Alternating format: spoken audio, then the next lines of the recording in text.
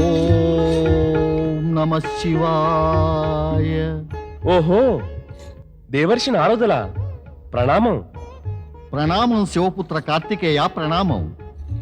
తమరినిక్కడ ఇలా కలుసుకోకుండా నేను గనక కైలాసానికి వెళ్ళి ఉంటే తమరిని అక్కడా కలుసుకోలేకపోయేవాణ్ణి. కలిసే భాగ్యం అక్కడ కాదు ఇక్కడేనని రాసిపెట్టుంది. నారాయణ నారాయణ. ఏం భూలోకానికి సంచారానికని వెడుతున్నారా? అవును దేవర్షి, అదే నా ఆలోచన. భూలోకంలో ఎక్కడ ఏమేమి జరుగుతూ ఉందో వెళ్ళి చూడాలని ఉంది. జరిగేదేదో తెలుసుకుని ఏం చేస్తారు కుమార కార్తికేయ? అనుభవం ప్రాప్తిస్తుంది. ఆ అనుభవం వల్ల నా భవిష్యత్ కార్యాలు, నా లక్ష్యాలు నిశ్చయమవుతాయి. ఉత్తమం, అత్యుత్తమం. కానీ కైలాసం నుంచి బయలుదేరే ముందు పార్వతీమాతకు, భక్తవత్సలుడు పరమేశ్వరునికి చెప్పి మరీ వస్తున్నారు కదా. వారు సర్వజ్ఞులు, త్రికాలదర్శులు కదా, వారికి ఇక చెప్పేదేముంది? వచ్చేశాను, వస్తాను. భూమిపై ఏం జరుగుతుందో చూడాలి. ప్రణామం దేవర్షి. నారాయణ నారాయణ.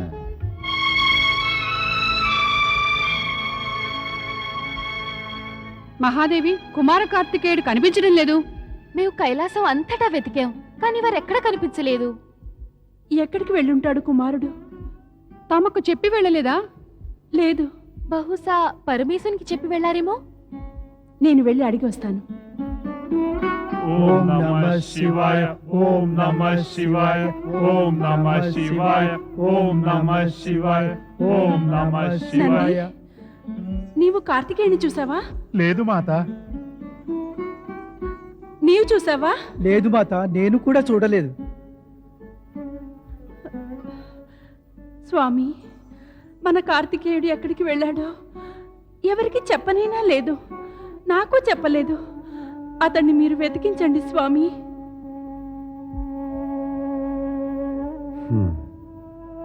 శాంతించు దేవి. కార్తికేయుడు సంచారానికి వెళ్ళాడు, తిరిగి వస్తాడు. చింతించవలసిన అవసరమేం లేదు. అతడు తమకు చెప్పి వెళ్ళాడా? లేదు, చెప్పి వెళ్ళలేదు. అంటే తమరు తమ దివ్య దృష్టితో చూసి చెప్తున్నారా సంచారానికే వెళ్ళాడని? అవును దేవి, అలానే జరిగింది.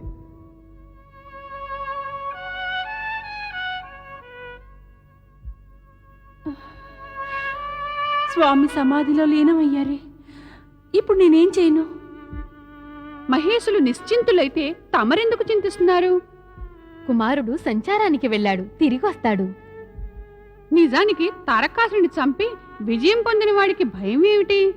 అతడెంతో శక్తివంతుడు, పరాక్రముడును. తమరు శక్తి సంపన్నలే. విజయ, పుత్రుడు ఎంతటి మహాయోధుడైనా, తల్లి ఎంతటి శక్తి రూపిణి అయినా, ఏమైనా తల్లి మనసు అనేది ఉందే. ఆ మనసు, ఒక పుత్రుడికి తల్లి అయిన మనసు ఎంతో సున్నితంగా, కోమలంగా ఉంటుంది. కుమారుడు ఎప్పుడు జాగ్రత్తగానే ఉంటాడు. అవును, పరమయోధుడు, సాహసవంతుడు. అతని గురించి చింతించడం వ్యర్థమే. తమరు పుష్పమాలను తయారు చేసే పనిని పూర్తి చేయండి. ఓం నమః శివాయ, ఓం నమః శివాయ, ఓం నమః శివాయ, ఓం నమః శివాయ, ఓం నమః శివాయ, ఓం నమః శివాయ, ఓం నమః శివాయ, ఓం నమః శివాయ, ఓం నమః శివాయ, ఓం నమః శివాయ. మునివర్యుల అగస్త్యులకు, దేవీమాత లోపాముద్రకు కార్తికేయుని సాదర ప్రణామాలు. ఎంత అదృష్టం! శివపుత్రుడే విచ్చేశాడా మా ఆశ్రమానికి? రా కుమార కార్తికేయ, నీకు స్వాగతం. అంటే మీకు నేను ఎవరో తెలుసా? తెలుసును. తారకాసురుని వధించి దేవతలకు హితం చేకూర్చిన వాణ్ణి తెలియని వారెవరు? శివపుత్రుని తెలియని వారెవరు కుమారా? మేము పరమేశ్వరుని ప్రార్థించాము. దక్షిణ ఖండంలో శివభక్తులు ప్రచారం చేయడానికి తమ ప్రతినిధిని ఎవరినైనా పంపమని ఆ పరమేశ్వరుడు మా ప్రార్థనను అంగీకరించారు. తమరిని తన ప్రతినిధిగా చేసి పంపారు. ఇది సంతోషకరమైన విషయమే. లేదు మాత, నేనిక్కడికి ప్రతినిధి రూపంలో శివభక్తి ప్రచారానికి రాలేదు. మరి ఏ ప్రయోజనం కోరి విచ్చేసావు కార్తికేయ? కేవలం కుతూహలమే. ఆకాశ మార్గాన సంచరిస్తుండగా క్రింద ఆశ్రమ పవిత్ర వాతావరణము తమరిని దర్శించాలనే కోరిక ఇక్కడికి తెచ్చాయి. మా తండ్రి శివశంకరులైతే ఈ విషయమై ఏమీ చెప్పలేదు. చెప్పవలసిన అవసరం ఏముంది? ఆయన మహిమలు విచిత్రమైనవి. ఆయన చేయవలసిందేదో ముందుగా చెప్పరు, కాని ఏదో ఒక ప్రకారంగా భక్తుల కోరికలను తప్పక తీరుస్తారు. తమరి అభిప్రాయం అర్థం కాలేదు. నేను పరమేశ్వరుని అభిప్రాయమే తెలుసుకుంటే తమకు నా అభిప్రాయం అర్థం కాలేదా? స్పష్టం చేస్తే తప్పక తెలుసుకుంటాను. స్పష్టంగా చెప్పేదే ఉంది. కేవలం నివేదన చెయ్యాలి. మీరిక్కడే ఉండిపోయి శివభక్తి జ్యోతిని వెలిగించండి. నేనా శివభక్తి అనే జ్యోతిని వెలిగించాలా? శివపుత్రుని కన్నా ఎక్కువ సమర్థవంతంగా ఎవరి పనిని చేయగలరు?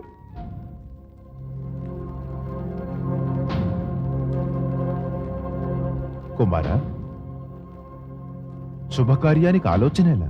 మునివర్య, తమరి అభీష్టం తప్పక నెరవేరుతుంది. కానీ అందుకు ఆలస్యం ఉంది. ప్రస్తుతానికి సెలవు. కారణం? తల్లిదండ్రుల ఆజ్ఞను పొందకుండానే సంచారం చేద్దామని బయలుదేరాను. ఇక్కడ స్థిరంగా ఉండాలన్నా నేను వారి ఆజ్ఞను పొందటం అవసరం. అవశ్యం. తల్లిదండ్రుల ఆజ్ఞ పొంది చేపట్టిన కార్యాలే శుభాన్ని సఫలతను ఇచ్చి సుఖదాయం కాగలవు. నీవు నీ తల్లిదండ్రుల ఆజ్ఞ పొందిరా, మేము నీకై వేచి ఉంటాము. ప్రణామం మునివర్య. ప్రణామం మాత. నీ యాత్ర సుఖప్రదం కావాలి. వస్తాను మునివర్య. నేను త్వరగా వెళ్ళాలి. అమ్మ నా కోసం కలవరపడుతుంది. ఓం నమః శివాయ. ఇంకా విచారంలో మునిగి ఉన్నారా? ఏమైంది మీకు? పుత్రుడు కళ్ళ ఎదుట లేకుండా ఉంటే అతడిప్పుడు ఎక్కడ ఉన్నాడో అనేది కూడా తల్లికి తెలియకపోతే ఆమెకి ఏం జరుగుతుందో అదే నాకు జరిగింది. తమరు అకారణంగా చింతిస్తున్నారు దేవి. కుమారుడు శీఘ్రమే వస్తాడు. ఈ వేళ మీరెప్పటిదాకా స్నానమే చేయలేదు.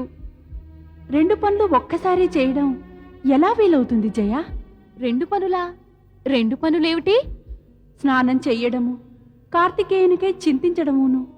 2 పనులు ఒకేసారి చేయలేకపోతే వాటిని విడివిడిగా చేయవచ్చు కదా. ముందు స్నానం చెయ్యండి. ఈ లోపు కార్తికేయుడు వచ్చేస్తాడు. చింతించటం అనేటువంటి 2 పని మీరు చేయవలసిన అవసరమే ఉండదు.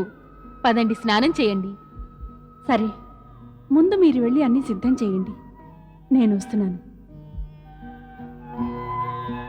నంది, నంది, ఏమిటి మాత? నంది, నేను స్నానం చేయడానికి వెళుతున్నాను. నీవిక్కడే ద్వారం వద్ద నిలబడి కాపలా ఉండు. జాగ్రత్త సుమా, ఎవరిని లోనికి రానివ్వకు. నేను ఉండగా లోపలికి వచ్చేటంత దుస్సాహసం ఎవరు చేస్తారు? మంచిది, మరి జాగ్రత్త.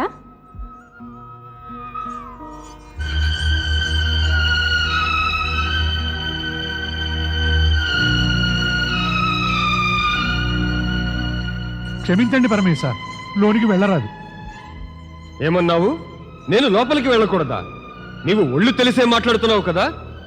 నీకేమైనా తెలుస్తోందా ఎవరితో ఏమంటున్నావో? నేను దేవాది దేవులు శివశంకరులకే చెప్తున్నాను. మహాదేవి యొక్క ఆదేశాన్ని అనుసరించే చెప్తున్నాను. ఆదేశం ఏమంటే ఎవరిని కూడా లోపలికి వెళ్ళనివ్వకూడదు. బుద్ధిహీనుడా, నన్ను కూడా ఇతరులతో లెక్క కట్టావా? నేను మహాదేవికి పతిని. ఆ సత్యం సంపూర్ణ జగత్తుకు తెలిసిందే స్వామి. కాని నేను మహాదేవి ఆజ్ఞను నిర్వర్తిస్తున్నాను. కేవలం మహాదేవి ఆజ్ఞని నిర్వర్తిస్తావా? మహాదేవిని ఆజ్ఞ మాట ఏమిటి? తప్పక పాటిస్తా. అయితే నిన్ను ఆజ్ఞాపిస్తున్నాను, నా దారికి అడ్డు రాకు. అలా ఆజ్ఞ ఇవ్వకండి మహేశ. అది మహాదేవి ఆజ్ఞకు విరుద్ధమైనది. నాకు సేవకుడు వయ్యుండి నన్ను స్వామి అని అంటూ మహాదేవి ఆజ్ఞలనే పాటిస్తావా? నే తమరిద్దరికీ సేవకుణ్ణి కదా. నన్ను ధర్మ సంకటంలో పెట్టకండి మహేశ. సరే, ధర్మ సంకటంలో పడయ్యను. ఒకవైపుకు నెట్టేస్తాను. లే, అడ్డులే.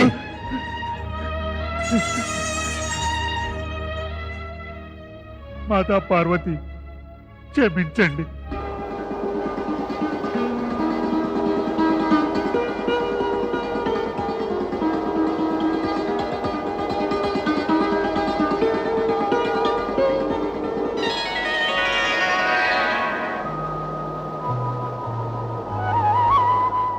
ఏం ఆలోచిస్తున్నావమ్మా?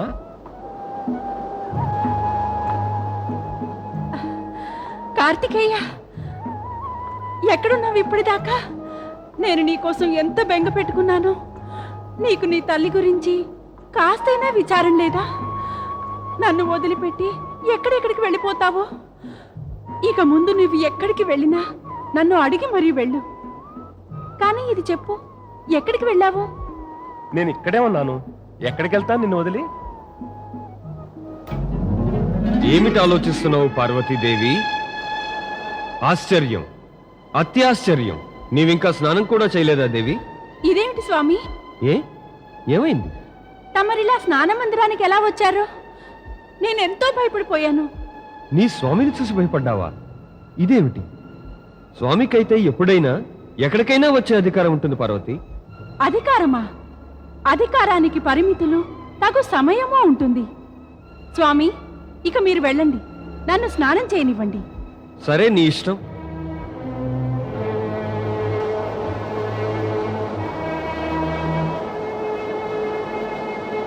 నంది, నంది!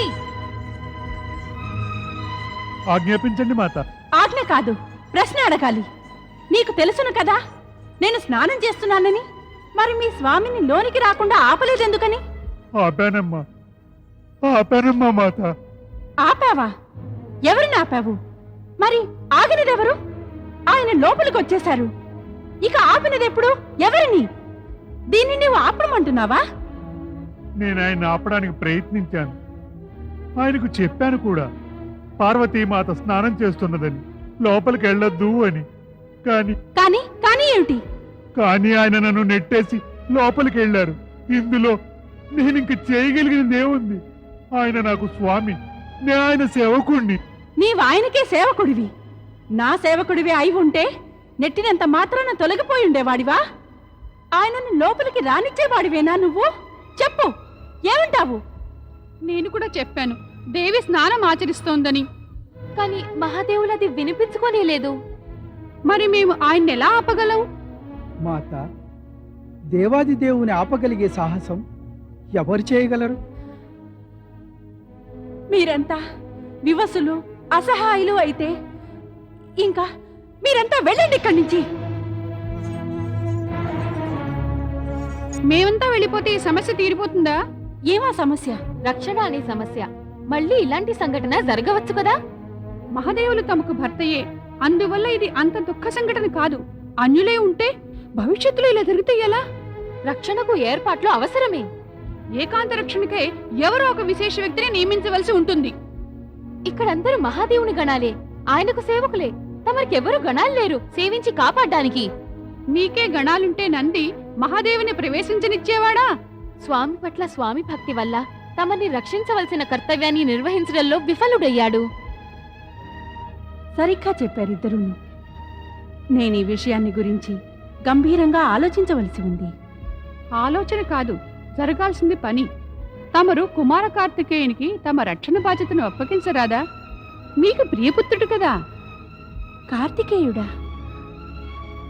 అతడు ముందు శివపుత్రుడు, తర్వాతే నావాడు. మరి అతడికి నిలకడ ఉంటేనే కదా ప్రతి చోటికి అలా సంచరిస్తూనే ఉంటాడు. నేను ఈ విషయం గురించి ఏదో ఉపాయం ఆలోచించాలి.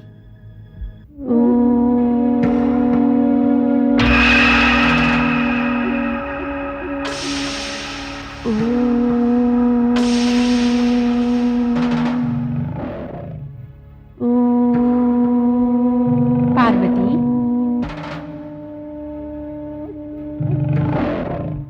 ఎవరు నీవు? ఇది ఎటువంటి ప్రశ్న? నిన్ను నీవే ఎరుగవా? నువ్వు నేనా? అవును, నీవు నా సగుణ రూపానివి, నేనేమో నీ నిర్గుణ రూపాన్ని. శక్తి, శివ. అయితే ఈ ఏకాకార రూపం ఎలా విడిపోయింది? లీలల సృష్టి కోసమే. లీలలా? ఏమి లీలలు? లోక కళ్యాణానికై, జనహితవుకై. ఎవరివి లీలలన్నీ? నీ పుత్రుడు. ఎవరు? కార్తికేయుడా? కార్తికేయుడు శివపుత్రుడు. అతడు నీ శరీరం నుంచి జన్మించినవాడు కాదు. అతడు నీ పుత్రుడై ఉండి కూడా నీవాడు కాదు. అతడు నా పుత్రుడు కాడు. అవును, కానీ కాదు కూడా. పుత్రుడు తల్లికి రక్షకుడవుతాడు, సగుణమాతకి. నీవు సగుణమాతవి. కార్తికేయుడు సంచార ప్రియుడు. మయూరం అతడి వాహనము. అతడు ఒకే చోట స్థిరంగా ఉండలేడు. అయితే మరి ఏమిటి ఉపాయం? సూక్ష్మ జగత్తు ఉపాయాలతో నిండినట్టిదే. వాటిని స్థూల జగత్తుకు తీసుకురావాలి. ఎలా? నీ సంకల్పంతోనే. సంకల్పం ద్వారా నీ దేహం నుండి దైహిక పుత్రుడికి జన్మనియ్యి. అతడే నీ పుత్రుడవుతాడు. నీ శరీరపు తేజపుంజం నుంచి జన్మించడం వల్ల అతడు ఉత్తముడై సలక్షణుడై ఉంటాడు. ఉత్తముడు సలక్షణుడా? అవును, వివిధ లక్షణాలతో నిండి ఉత్తముడై అతడికి సాటైన వాడు జగతిలోని ఇతరుడు ఏ పుత్రుడో ఉండబోడు. యావత్ ప్రపంచము అతన్ని గౌరవిస్తుంది.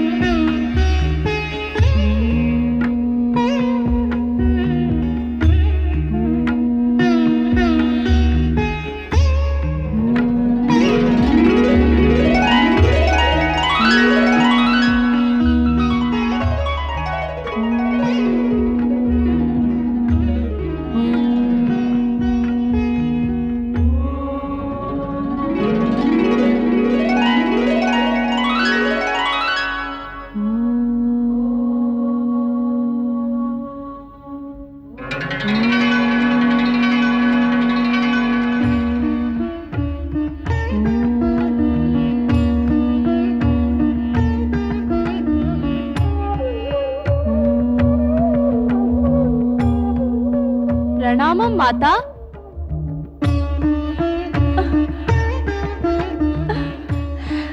నాయనా,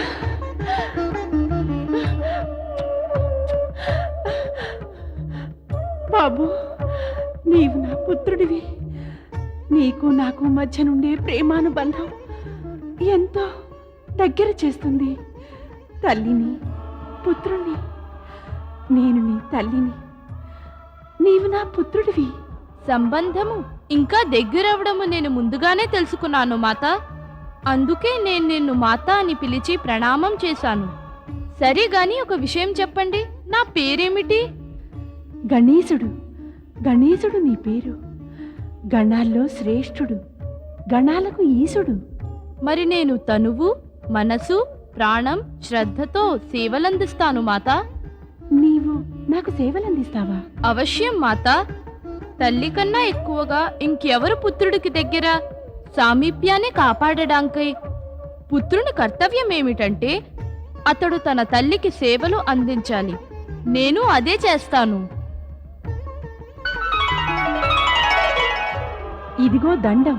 దీనివల్ల ఏమవుతుంది మాత? ఈ దండంతో నీవు దండించాల్సి ఉంటుంది. ఎవర్ని? ఎవరైనా అనుమతి లేకుండా లేదా నా అనుజ్ఞ పొందకుండా నా గదిలోనికి ప్రవేశించడానికి ప్రయత్నిస్తే వారిని. తమ ఆజ్ఞ పాటిస్తాను మాత. నీవు జాగరూకుడవై ఇక్కడ కాపలా కాస్తూ ఉండాలి. లోనికెవరూ ప్రవేశించరాదు సుమా. తమరి ఆజ్ఞను తప్పకుండా పాటిస్తాను మాత.